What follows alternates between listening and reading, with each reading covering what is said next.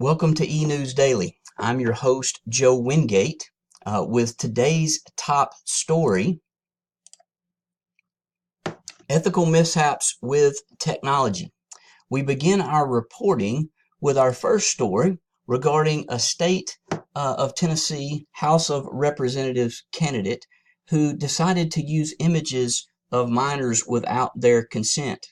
Apparently, this candidate for District 30 attended a government conference for elementary and middle school age children and had his picture made, and in turn used that picture as a campaign literature.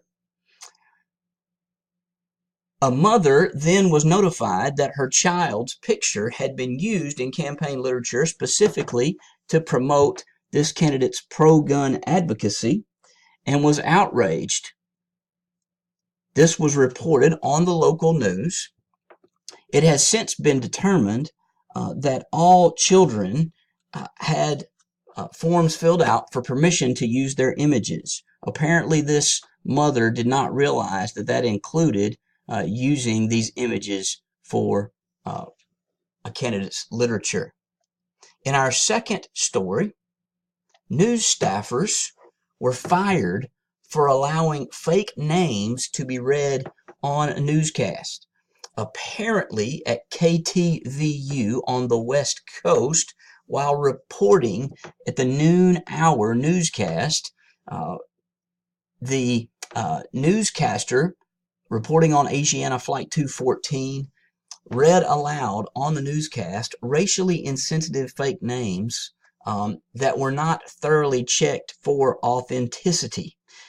The names are listed here on your screen. I will not read those, but according to KTVU, at least 4 staffers saw the names and were charged with checking their authenticity, but allowed them to go to the teleprompter editor anyway, who then entered the names to be read aloud on the live newscast. Those 4 staffers have since been fired. However, the editor of that noon newscast was retained, as she is of Asian descent, and KTVU decided they did not want to offend the Asian community any more than they already had, so they allowed her to keep her job.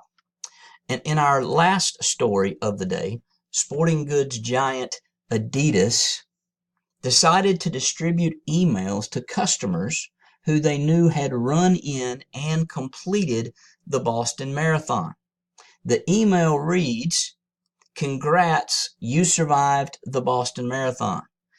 Obviously, looking back on the tragedy of the marathon in 2013, Adidas could have probably sent out a different email.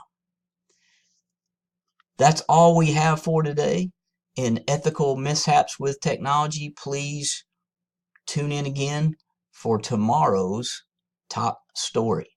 Thank you.